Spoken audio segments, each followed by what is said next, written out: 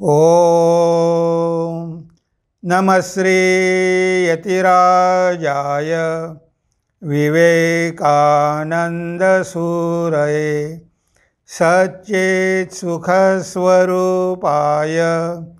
स्वामिने तापहारिणे स्वामिने तापहारिणे। प्रिय मित्रांनो, नमस्कार। विवेकानंद विचार सागर या मालिकेमध्ये आपलं सगळ्यांचं स्वागत आहे। आज आपण एक स्वामीजींचा विचार घेऊन त्यावर चिंतन करणार आहोत आणि विचार आहे, आपण धार्मिक आहोत का? आपण धार्मिक आहोत का? तर हा आजचा आपला विचार आहे। स्वामीजी काय म्हणतात बघा, परोपकार करणे हा धर्म होय, दुसऱ्याला पीडा देणे हा अधर्म होय। सामर्थ्य आणि पौरुष हा धर्म होय, दौर्बल्य आणि भेकडपणा हा अधर्म होय। स्वातंत्र्य हा धर्म होय, पारतंत्र्य हा अधर्म होय। दुसऱ्यांवर प्रेम करणे हा धर्म होय, दुसऱ्यांचा द्वेष करणे हा अधर्म होय। ईश्वरावर आणि स्वतःच्या आत्म्यावर विश्वास ठेवणे हा धर्म होय, संदेह हा अधर्म होय। एकत्वाचे ज्ञान हा धर्म होय, भेद पाहणे हा अधर्म होय। म्हणजे बघा, स्वामीजींनी इथे स्पष्टपणे धर्माची व्याख्या दिलेली आहे। बरेचदा धार्मिक होणं म्हणजे काय होणं, धार्मिक लोक कसे असतात, हा संशय आपल्या मनामध्ये येतो। आणि आपल्याला न कळल्यामुळे जे लोक नेहमी मंदिरात जातात, जे लोक पूजा करतात, जे लोक घंटा वाजवतात, जे लोक रुद्राक्षमाळा घालतात, विभूती लावतात, तर आणि गीता वाचतात, शास्त्र वाचतात, चर्चमध्ये जातात, प्रार्थना करतात, आता अशा लोकांना बरेचदा आपण म्हणतो की धार्मिक माणूस आहे। आपली धर्माची व्याख्या तेवढीच मर्यादित असते की हा माणूस धार्मिक आहे कारण हा मंदिरात जातो, सगळं करतो, पण तेवढ्यामुळेच काही मनुष्य धार्मिक होत नाही। त्या गोष्टी करणं चांगलंच आहे, मी असं म्हणत नाही की वाईट आहे, पण फक्त तेवढंच केल्यामुळे मनुष्य धार्मिक होऊ शकत नाही। म्हणून आजच्या पिढीसाठी, आजच्या युवकासाठी, आजच्या तरुणासाठी स्वामीजींनी स्पष्टपणे धर्माची व्याख्या दिलेली आहे की तुम्हाला धार्मिक व्हायचं असेल तर ह्या गोष्टी तुम्ही केल्या पाहिजे। तुम्ही मंदिरात गेले किंवा गीता वाचली किंवा काय केलं, याला तेवढं महत्त्व नाही। तुम्ही करत असाल तर करा, त्याला काही हरकत नाही, पण तेवढ्यामुळेच काही मनुष्य धार्मिक होऊ शकत नाही। तर असे काही वैशिष्ट्य स्वामीजींनी दिलेले आहे की ह्या गोष्टी तुमच्यामध्ये असायला पाहिजे, तरच तुम्ही खरे खरे धार्मिक मनुष्य आहात। बाह्य दिखावा तुम्ही कितीही केला, लोकांना तुम्ही कितीही फसवलं, पण हे गुण जर तुमच्यामध्ये नसेल तर तुम्हाला धार्मिक म्हणता येणार नाही। आणि तेच स्वामीजींनी ह्या विचारामध्ये अगदी स्पष्टपणे सांगितलेलं आहे। त्यांनी आपल्याला काही खूप गोष्टी सांगितल्या नाही, फक्त 6 गोष्टी आपल्या जीवनामध्ये आपण आचरणामध्ये आणायला पाहिजे। स्वामीजींनी फक्त 6च गुण सांगितले। आता एवढ्या 6 गोष्टीसुद्धा जर आपण करू शकलो नाही तर आपल्याला स्वतःला धार्मिक म्हणण्याचा अधिकारच नाही। म्हणून धार्मिक कोण, खरा धार्मिक कोण, ह्या गोष्टींचं जो आचरण करतो तो खरा धार्मिक आहे। तो मंदिरात जात नसेल, पूजा करत नसेल, गीता वाचत नसेल, तरी त्याला आपण धार्मिक म्हणू शकतो। तर ही आहे एक क्रायटेरिया, कोण धार्मिक आहे हे ओळखण्यासाठी स्वामीजींनी इथे ह्या सगळ्या गोष्टी सांगितलेल्या आहे। तेव्हा प्रथम स्वामीजी काय म्हणतात, परोपकार करणे हा धर्म होय, दुसऱ्याला पीडा देणे हा अधर्म होय। हे धर्माचं मूळ आहे, हा धर्माचा गाभा आहे। इतरांवर आपण उपकार केले पाहिजे, इतरांना मदत केली पाहिजे, कारण इतरांना त्रास दिल्यामुळे आपल्या हातून पापकर्म घडत असतात। परोपकाराय पुण्याय पापाय परपीडना, इतरांना मदत करणं हेच पुण्य आहे आणि इतरांना त्रास देणं हेच तर पाप आहे। ही धर्माची अगदी सोपी व्याख्या आहे। कारण शेवटी आपले कर्म, आपले विचार, आपली वाणी, आपले शब्द हेच आपले संस्कार निर्माण करत असतात, हेच आपलं भवितव्य निर्माण करत असतात. आता काया वाचा मनाने जर आपण इतरांवर उपकार केले तर नक्कीच आपण धार्मिक आहोत. आपण कुणाचे मन दुखवत नाही, कुणालाही इजा करत नाही, कुणालाही त्रास देत नाही, तर खऱ्या अर्थानं आपण धार्मिक आहोत. नाहीतर धार्मिक म्हणण्याला अर्थ काय? आता आम्ही परोपकार करायचे म्हणजे आम्ही करायचं काय? बरेचदा आपल्या मनामध्ये हा प्रश्न निर्माण होतो की परोपकार कसा करायचा. आता बघा, परोपकार करण्याचे वेगवेगळे मार्ग आहे. तुम्हाला काही खूप मोठ्या प्रमाणावर दानधर्म करावा लागणार असं काही नाही आहे. तुम्ही छोट्या छोट्या गोष्टीमध्ये परोपकार करू शकता. तुमच्याकडे एखादा विद्यार्थी आला, त्याला एखादी समस्या असेल, त्या समस्येचं समाधान करूनसुद्धा तुम्ही परोपकार करू शकता. म्हणजे परोपकार करण्यासाठी तुम्हाला बाहेरच जावं लागतं, गरिबांना शोधावंच लागतं असं काही नाही आहे. एक दिवस 1 वर्षापूर्वी एक मुलगा मठामध्ये आला. तो म्हणाला की माझी शिकायची खूप इच्छा आहे, पण मी आदिवासी भागातला आहे, माझ्या घरी लोक सगळे गरीब आहे, अशिक्षित आहे, त्यांना मी कितीही सांगितलं तरी कळत नाही आणि माझी तर शिकायची इच्छा आहे. मी गावावरून लांबवरून गडचिरोलीवरून आलेलो आहे, इथे हॉटेलमध्ये काम करतो आणि मी शिकण्याचा प्रयत्न करतो, पण मला काही ते जमून नाही राहिलं.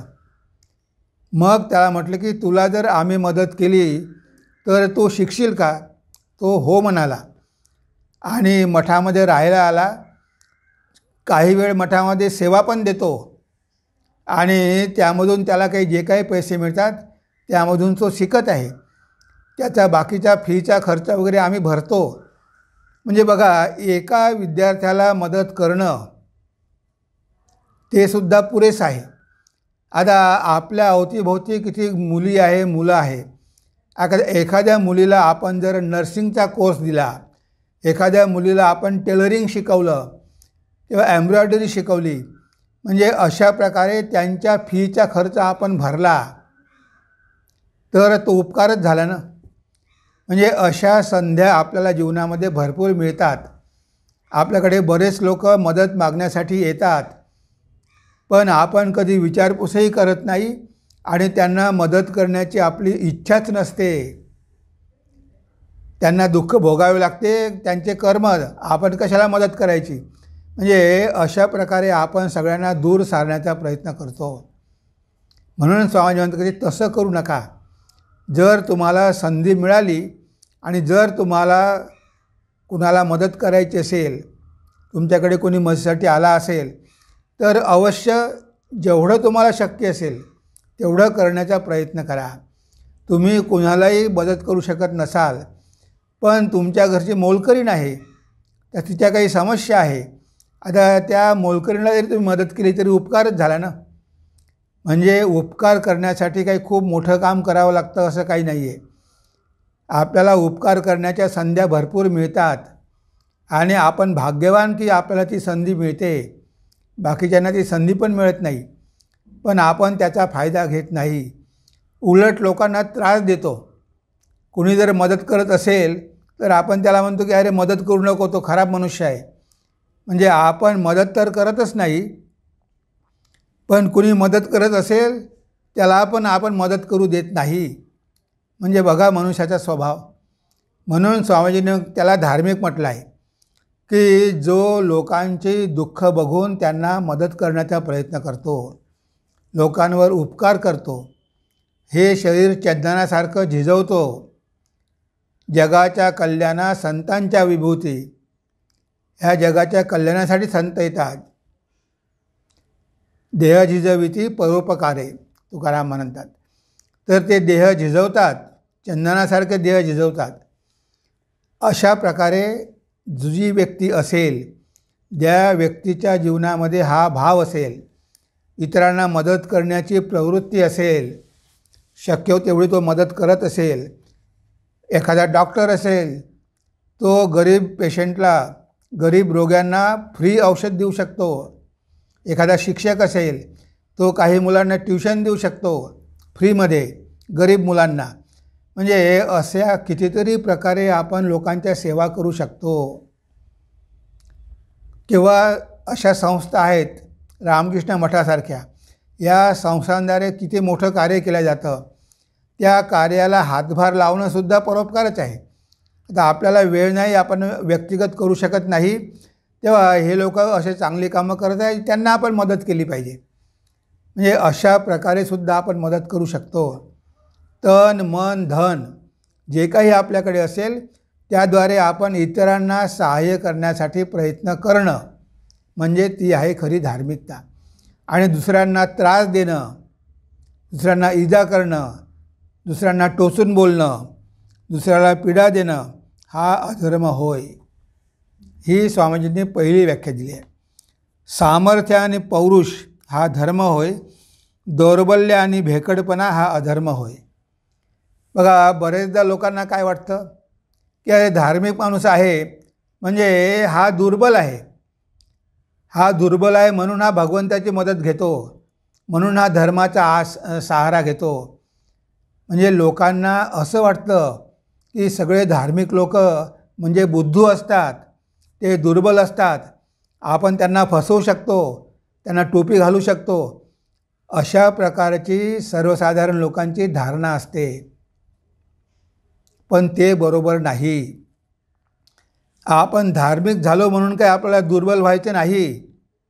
कोणी काही केलं तरी सहन करायचं, कारण मी धार्मिक आहे, हे कोणी सांगितलं? अन्यायाचा प्रतिकार केलाच पाहिजे. आपण जर अन्यायाचा प्रतिकार केला नाही तर आपण धार्मिक नाहीच. स्वामी विवेकानंद म्हणायचे, religion is the manifestation of natural strength within man. मनुष्यामध्ये असलेलं सामर्थ्य प्रगट करणं म्हणजे धर्म आहे. आता आपण एवढे धार्मिक होतो, पण आपण कुठे प्रतिकार केला? आपल्यावर ब्रिटिशांनी राज्य केलं, मुसलमानांनी राज्य केलं, आपण प्रतिकार केला नाही. नाही, आपण हिंसा करू नये, आपण लोकांना मारू नये. अरे ते तुमच्यावर अत्याचार करत आहे, तुमच्या बायका पोरी घेऊन जात आहे, तुम्हाला मग तुमचे खून करत आहे, तुम्हाला मारून टाकत आहे, तुमच्यावर राज्य करत आहे, तुम्हाला गुलाम करत आहे, आणि हे सगळं तुम्ही धार्मिक आहे म्हणून सहन करणार? हा धर्म काहीच कामाचा नाही. गीतेमध्ये काय म्हणतात भगवंत? अरे अर्जुना, ह्या कौरवांना मारून टाक. तो नाही नाही नाही माझे भाऊ आहे, अमुक आहे, तमुक आहे. अरे ते काही असो, युद्ध करणं तुझं कर्तव्य आहे, कारण हे धर्मयुद्ध आहे. तू अन्यायाचा प्रतिकार करत आहे. हे राक्षसी प्रवृत्तीचे लोक आहे, यांचं जर राज्य झालं तर सगळ्या लोकांना त्रास होईल, यांना मारलंच पाहिजे. म्हणजे धर्म आपल्याला सामर्थ्य शिकवतो. समर्थ रामदासांनी, शिवाजी महाराजांनी आपल्याला सामर्थ्य शिकवलं, स्वतःचं रक्षण कसं करावं हे शिकवलं. आता धार्मिक आहो म्हणून आपण दुर्बल आहोत अशी कल्पना कधीही करून घेऊ नका. तुम्ही जेवढे धार्मिक असाल तेवढे तुम्ही सामर्थ्यशाली पण असले पाहिजे. म्हणजे चांगल्या लोकांचं रक्षण करण्यासाठी तुम्ही तुमच्या शक्तीचा प्रयोग केला पाहिजे. जर दुर्बलांवर अत्याचार होत असेल तर तुम्ही त्यांच्यावर होणाऱ्या अत्याचारांचा प्रतिकार केला पाहिजे. तुम्ही कुणावर अन्याय करू नका. तुमच्याकडे सामर्थ्य आहे पण त्याचा दुरुपयोग करू नका. पण जर गरिबांवर, दुर्बलांवर अत्याचार होत असेल तर त्यासाठी मात्र तुम्ही न्यायासाठी लढा द्या. ते तुम्ही सहन करू नका, नाहीतर गुंडागर्दी वाढेल. म्हणून बघा की धर्म आपल्याला सामर्थ्यशाली करतो, धर्म आपल्याला दुर्बल करत नाही. जो धार्मिक आहे तो दुर्बल नसतो. पण लोकांची धारणा असते की हा दुर्बल आहे, याला काही व्यवहार ज्ञान नाही आहे, याला आपण फसवू शकतो. हा खरा धर्म नाही. जे लोक दुर्बल आहेत, जे लोक अन्यायाचा प्रतिकार करत नाही, ते खऱ्या अर्थानं धार्मिक नाहीच. त्यांना धार्मिक म्हणूच नये. ते तर दुर्बल आहे. ते स्वतःचं रक्षण करू शकत नाही, आपल्या कुटुंबाचं रक्षण करू शकत नाही, ते त्यांचं कर्तव्य चांगल्या प्रकारे पार पाडू शकत नाही. मग कसले धार्मिक? तर अशी कल्पना करून घेऊ नका की आपण धार्मिक आहो म्हणून आपण दुर्बल झालो पाहिजे, लोकांनी जे म्हटलं ते सगळं सहन करून घेतलं पाहिजे, लोकांनी जे सांगितलं ते सगळं ऐकलं पाहिजे. असं कधीच करू नका.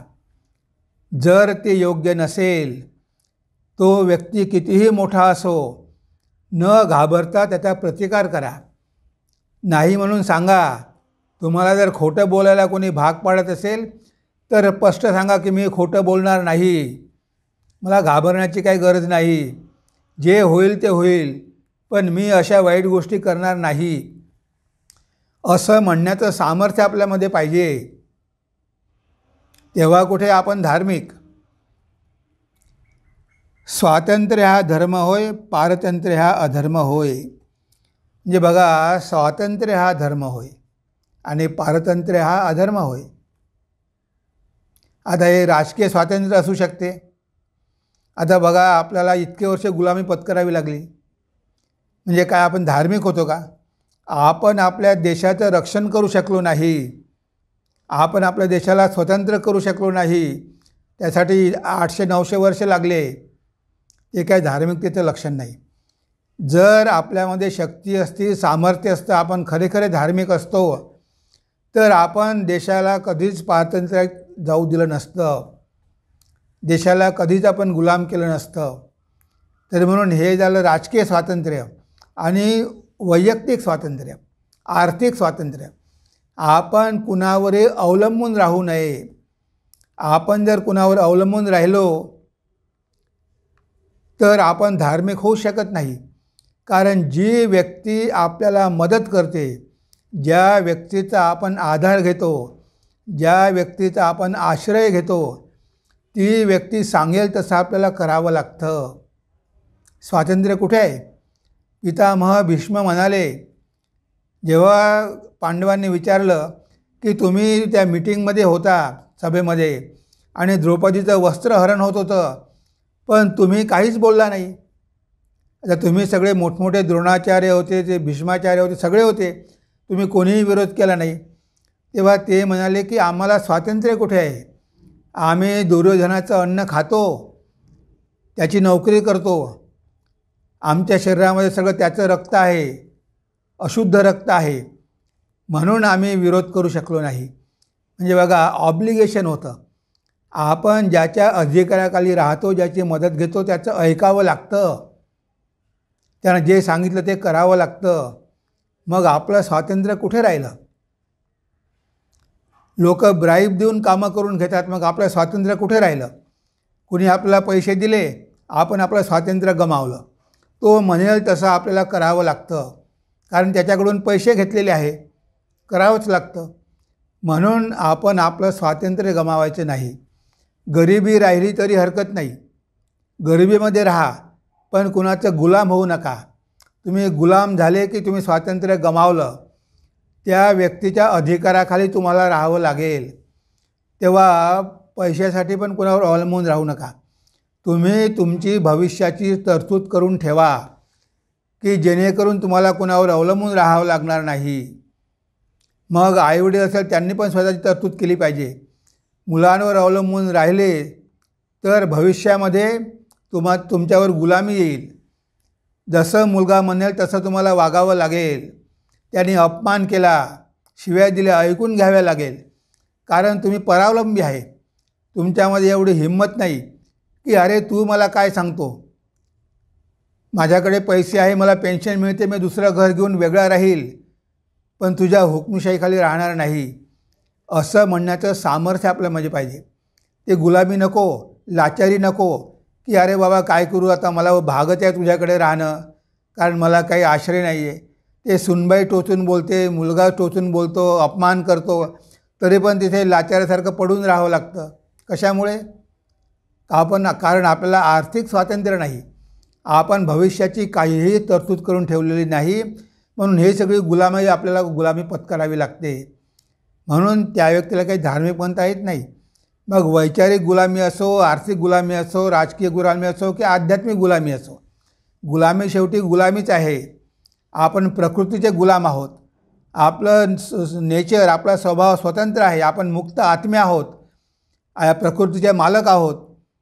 पण आपण ह्या प्रकृतीचं ऐकतो, ह्या प्रकृतीकडून आपण अपेक्षा करतो की आम्हाला भोग मिळाले पाहिजे, या जगातलं सुख मिळालं पाहिजे, आणि ही प्रकृती तुम्हाला सुख देते, भोग देते. मग त्यावर आपण आसक्त होतो आणि ती आपलं जे खरं हक्क आहे, जे मुक्ती हा आपला अधिकार आहे, काढून घेते. आपण बंधनात पडतो. म्हणजे आध्यात्मिक बंधन असो, आर्थिक बंधन असो, राजकीय बंधन असो किंवा वैचारिक बंधन असो, कधीकधी तुम्हाला स्वतंत्रपणे विचार पण करता येत नाही, विचार मांडता येत नाही. जे पुस्तकात सांगितलं आहे तेच तुम्ही करा. आता तुम्हाला पटत नाही, बऱ्याच गोष्टी आहे, खूप जुनं शास्त्र आहे, काही काही धर्मांचे शास्त्र खूप जुने आहे, तर त्यामधल्या गोष्टी आज बऱ्याचशा गोष्टी रेलेवंट नाही. पण आपल्याला स्वातंत्र्य नाही. आपण म्हणू शकत नाही की हे चुकीचं आहे, काळ बदललेला आहे, यामध्ये बदल घडवून आणला पाहिजे, असं म्हणण्याचं स्वातंत्र्य आपलं नाहीच आहे. हिंदू धर्मामध्ये ते स्वातंत्र्य आहे. तुम्ही इथे प्रश्न विचारू शकता, आर्ग्युमेंट करू शकता आणि बऱ्याच गोष्टी तुम्ही बदलू शकता. काळानुसार बदलतात. आता रामकृष्ण विवेकानंद आले, त्यांनी बऱ्याच गोष्टी आजच्या समाजाप्रमाणे बदलल्या. म्हणजे सगळ्या जुन्या गोष्टी काही चांगल्याच असतात असं नाही, त्यावेळेस त्या चांगल्या होत्या, पण आज त्यांचं काही प्रयोजन राहिलेलं नाही म्हणून बदलाव्या लागतात. पण आपण त्याच गोष्टी घट्ट धरून बसतो. म्हणजे आपल्या विचाराचं स्वातंत्र्य नाही, आर्थिक स्वातंत्र्य नाही, राजकीय स्वातंत्र्य नाही, आध्यात्मिक स्वातंत्र्य नाही. मग त्या व्यक्तीला कसला तुम्ही धार्मिक म्हणणार? तो तर बंदा गुलाम आहे, तो पैशाचा गुलाम आहे, बॉसचा गुलाम आहे, सगळ्यांचाच गुलाम आहे. आता ह्या व्यक्तीच्या जीवनामध्ये धर्म कुठे आहे? तो काहीच करू शकत नाही, स्वतंत्रपणे विचारही करू शकत नाही, स्वतंत्रपणे राहूही शकत नाही, त्याला काहीही स्वातंत्र्य नाही. या एका रूममध्ये पडला राहा, 2 वेळा खा आणि पडून राहा. म्हणजे अशी वेळ आपल्यावर येऊ नये. तेव्हा स्वातंत्र्य हा धर्म आहे, पारतंत्र्य ही गुलामी आहे, स्वामी म्हणतात. म्हणून स्वातंत्र्य धर्म आहे, पारतंत्र्य हा अधर्म होय. दुसऱ्यांवर प्रेम करणे हा धर्म होय, दुसऱ्यांचा द्वेष करणे हा अधर्म होय. भगवंताने आपल्या हृदयामध्ये प्रेम दिलेलं आहे.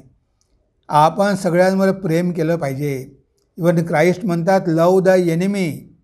तुम्ही शत्रूवर पण प्रेम करा. लव दाय नेबर, तुमच्या शेजाऱ्यावर प्रेम करा. आता प्रेम करायसाठी काही लागत नाही, आपल्याला काही खर्च करावा लागत नाही. 2 चांगले शब्द बोललो तरी आपण लोकांचे मनं जिंकू शकतो. स्वामीजी अमेरिकेत गेले, किती लोकांची हृदय त्यांनी जिंकली, किती लोकांनी स्वामीजीवर प्रेम केलं, कारण ते पण लोकांवर निस्वार्थ प्रेम करायचे. त्यांना धर्माचं दान दिलं. आता हे त्यांचं प्रेम होतं म्हणून तर ते तिथे अमेरिकेत गेले.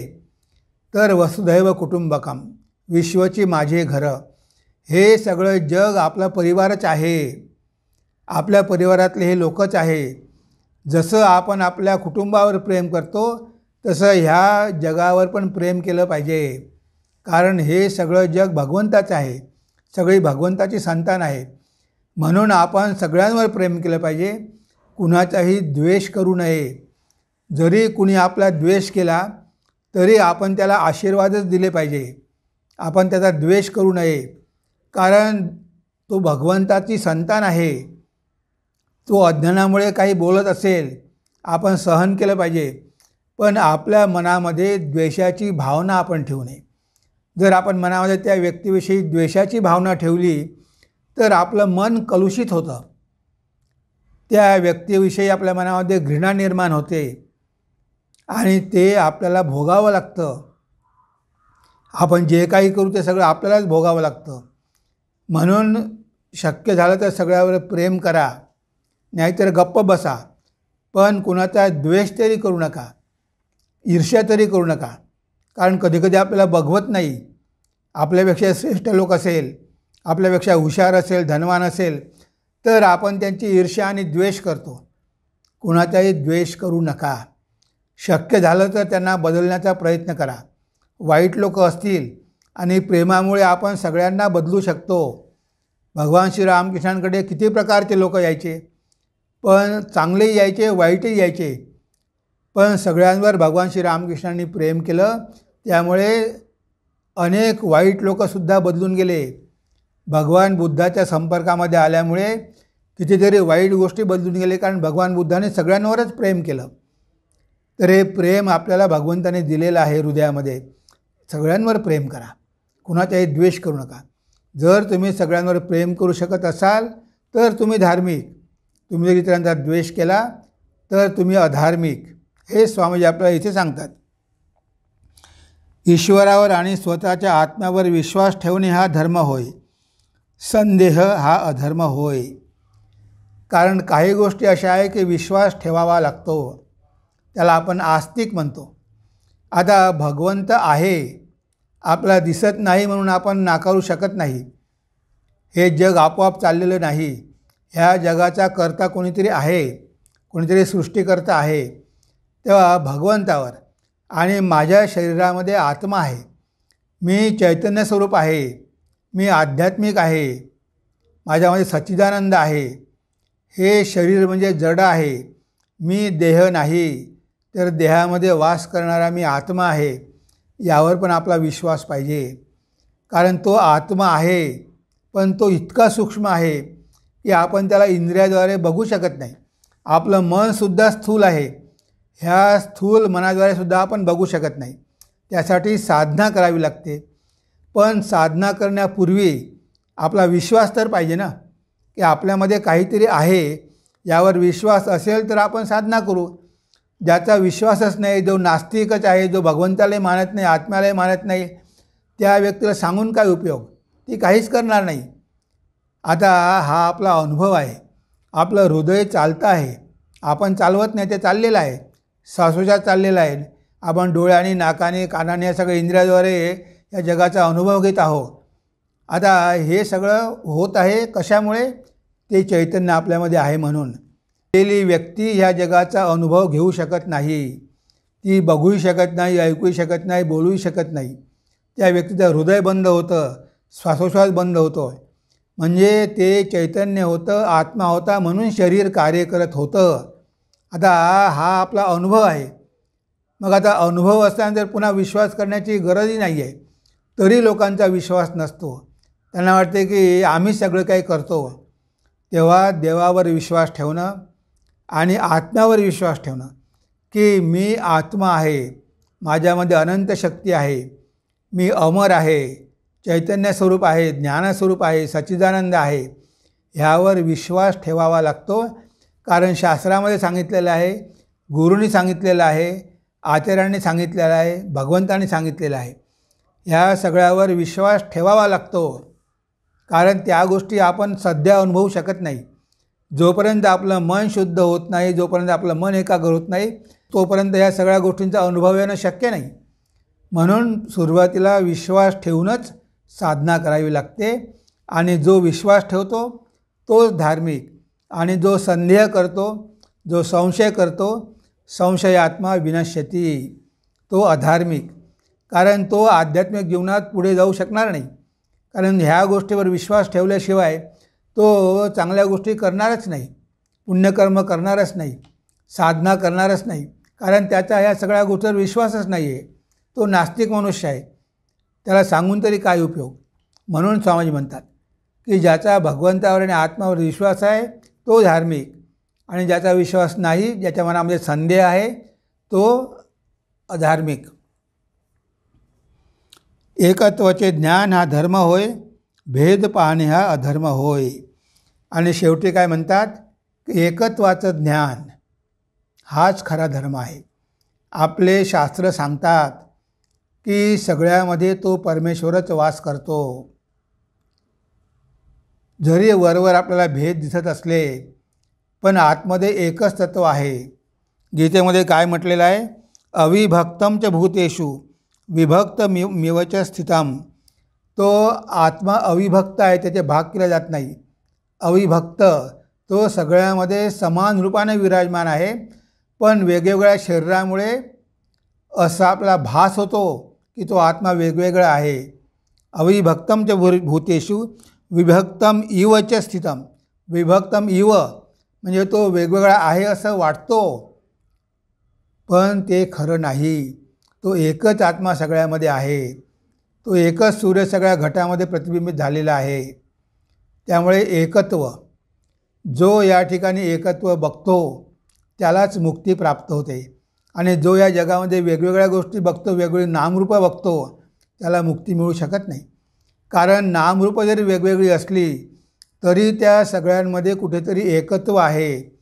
एकाच धाग्याने सगळे मनी बांधलेले आहे. तो धागा आहे आत्मा. तो सगळ्यामध्ये समान रूपाने विराजमान आहे. त्या धाग्यामध्ये हे सगळे मनी ओवलेले आहे. तेव्हा हे सत्य आपल्याला कळलं पाहिजे की सगळ्यामध्ये वास करणारा जो आत्मा आहे तो एकच आहे. त्याला अद्वैत म्हटलं आहे. दोन नाहीच, एकच सगळ्यामध्ये आहे. त्याला अभेद बुद्धी पाहिजे. आपल्या भारतामध्ये धर्माच्या नावावर आपण किती विभाजन केलं. अरे हा क्षुद्र आहे, हा भंगी आहे, हा अमुक आहे, हा तमुक आहे. म्हणजे समाजाला जाती जातीमध्ये आपण विभागून टाकलं. आता सगळे कसे आहे, आत्मस्वरूप आहे, सगळ्यामध्ये एकच चैतन्य आहे हे आपले शास्त्र सांगतात. पण व्यवहारामध्ये आपण तसं आचरण केलं नाही. लोकांना दूर केलं. अरे तू धनगर आहे, अरे तू महार आहे, अरे तू मांग आहे, अरे तू मोची आहे. हे अशी भेदबुद्धी केल्यामुळे जर आपल्याला दुःख भोगावे लागले ना. या दुःखाचं कारण काय आहे. तर इथे उपनिषदाने सांगितलं आहे की मृत्योसा मृत्यू गच्छती य इह नानेव पश्यती. जो इथे वेगवेगळं बघतो त्याची कधी मुक्ती होत नाही. तो जन्ममृत्यूच्या फेऱ्यामध्ये सतत फिरत राहतो. मृत्योसा मृत्यू गच्छती. तो मृत्यू झाला की पुन्हा जन्माला येतो, पुन्हा मरतो. य इह नानेव पश्यती. जो या जगामध्ये भेदबुद्धी करतो, वेगवेगळं बघतो, ह्या स्त्री आहे, या पुरुष आहे, या मुलगा आहे, मुलगी आहे, हा म्हातारा आहे, हा तरुण आहे, हा निम्न जातीचा आहे, हा उच्च जातीचा आहे, जो असा भेद करतो त्याला मुक्ती कधीही लाभत नाही. मुक्ती प्राप्त करून घ्यायची असेल तर त्या एकत्वाचा अनुभव घ्यावा लागेल. भगवान श्री रामकृष्णाने तो अनुभव घेतला. त्यांना सगळ्यामध्ये एकच परमेश्वर दिसला. पण वेश्यांमध्ये पण त्यांना जगन्माता दिसली. म्हणजे गाई तू इथे कशाला उभी आहेस.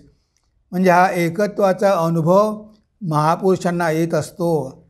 ते एकाशिवाय दुसरं काहीही बघत नाही. विठ्ठलाच्या संगे तुका बिघडला आणि जो जो बिघडला तो तो विठ्ठलाची झाला. तो भक्त भगवंत होऊन जातो. त्याला सगळीकडे भगवंतच दिसतो. त्याचं अस्तित्व राहत नाही. म्हणून हे आहे सत्य. हा आहे धर्माचा पाया. जेवढा आपण एकत्वाकडे जाऊ तेवढी आपली आध्यात्मिक प्रगती होईल. आणि जेवढे आपण भेद करू, भेदबुद्धी करू, तेवढी आपली अधोगती होईल.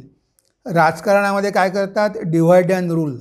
त्यांचा हाच नियम आहे की जाती जातीमध्ये धर्माधर्मामध्ये विभाजन करा आणि सत्ता हस्तगत करा, लोकांमध्ये भांडणं लावून द्या. हे राजकारणाचं आहे. पण जे आध्यात्मिक लोक येतात, आध्यात्मिक व्यक्ती येतात, ते सगळ्यांना एकत्र करण्याचा प्रयत्न करतात. श्री रामकृष्णांनी, भगवान बुद्धांनी, रामानुजाचार्यांनी, भगवान कृष्णांनी ह्या सगळ्यांना एकत्र आणण्याचा प्रयत्न केला की अरे असे जाती जातीच्या नावावर विभाजन करू नका. समाजामध्ये काम करण्यासाठी ठीक आहे, आपल्या सगळ्या प्रकारची लोकं पाहिजे. पण कामामुळे काही व्यक्ती कमी होत नाही किंवा मोठाही होत नाही किंवा लहानही होत नाही.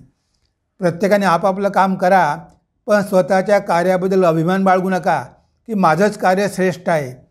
स्वामीजी म्हणाले की आपण म्हणतो का अरे हा भंगी आहे, हा बाथरूम साफ करतो, पण त्याची पण गरज आहे. एक दिवस त्यानं जर काम बंद करून दिलं तर सगळ्या शहरामध्ये, सगळ्या रस्त्यावर वास येईल, गंदगी वाढेल, दुर्गंध येईल. म्हणजे समाजामध्ये सगळ्यांचीच गरज आहे. पण निकृष्ट काम करणारा व्यक्ती तो लहान होत नाही. कामामुळे काय कोणी लहान होत नाही. तुम्ही कोणतेही काम करा, पण तरी तुमच्या हृदयामध्ये भगवंत आहेच. तो आतमध्ये बसलेलाच आहे, सगळ्याच्या हृदयामध्ये आहे. म्हणून तुम्ही सगळ्यांना हृदयाशी लावलं पाहिजे. धर्म हेच सांगतो की जातीपातीमध्ये, धर्माधर्मामध्ये विवाद करू नका. सगळ्यामध्ये तो एक परमेश्वरच आहे. तिथे तुम्ही भेद करण्याची काही गरज नाही. तुम्ही जर भेद केला तर तुमची मुक्ती कधीही होणार नाही. तुम्हाला जेव्हा दिसेल की सगळ्यामध्ये तो एकच आहे तेव्हाच तुम्ही मुक्त होऊ शकाल. हे स्वामीजींनी आपल्याला सांगितलेलं आहे की कधीही भेदबुद्धी करू नका. सगळ्यामध्ये एकत्व बघा. एकत्व बघणं हा धर्म होय आणि वेगवेगळं बघणं हा अधर्म होय. म्हणजे इथे धर्माची व्याख्या स्वामीजींनी आपल्याला किती स्पष्ट करून सांगितलेली आहे. आपल्याला समजण्याला काहीच अडचण नाही. हे सगळे 5-6 गुण जर आपण आपल्यामध्ये घेतले जीवनामध्ये आचरण करण्याचा प्रयत्न केला तर खऱ्या अर्थानं आपण धार्मिक आहोत. पण आपण नुसतं मंदिरात गेलो, नारळ फोडली, घंटा वाजवल्या, सगळं केलं, पण ह्यामधलं काहीच आचरण केलं नाही तर आपण खऱ्या अर्थानं धार्मिक नाहीच, तो धर्म नव्हेच. तर खरा धर्म काय, धार्मिक कुणाला म्हणावं, हे स्वामीजींनी या विचाराद्वारे आपल्याला सांगितलेलं आहे. तेव्हा पुन्हा एकदा आपण वाचून घेऊया आणि आपल्या चिंतनाला आपण विराम देऊया. परोपकार करणे हा धर्म होय, दुसऱ्याला पीडा देणे हा अधर्म होय. सामर्थ्य आणि पौरुष हा धर्म होय, दौर्बल्य आणि भेकडपणा हा अधर्म होय. स्वातंत्र्य हा धर्म होय, पारतंत्र्य हा अधर्म होय. दुसऱ्यांवर प्रेम करणे हा धर्म होय, दुसऱ्यांचा द्वेष करणे हा अधर्म होय. ईश्वरावर आणि स्वतःच्या आत्म्यावर विश्वास ठेवणे हा धर्म होय, संदेह हा अधर्म होय. एकत्वाचे ज्ञान हा धर्म होय, भेद पाहणे हा अधर्म होय. तेव्हा बघा स्वामीजींनी इथे हे किती सोपं करून सांगितलेलं आहे की धर्म काय आहे आणि अधर्म काय आहे, धार्मिक कुणाला म्हणायचं, अधार्मिक कुणाला म्हणायचं, हे अगदी सोप्या भाषेमध्ये स्वामीजींनी आपल्याला ह्या विचाराद्वारे सांगितलेलं आहे. तेव्हा आपण यावर चिंतन केलेलं आहे. आज आपल्या चिंतनाला आपण इथेच विराम देऊया. नमस्कार, धन्यवाद. ओम सर्वे भवन्तु सुखिनः, सर्वे सन्तु निरामया, सर्वे भद्राणि पश्यन्तु, मा कश्चित् दुःखभाग् भवेत्, मा कश्चित् दुःखभाग् भवेत्. ओम शांति शांति शांति. हरि ओम तत्सत्. श्रीरामकृष्णार्पणमस्तु.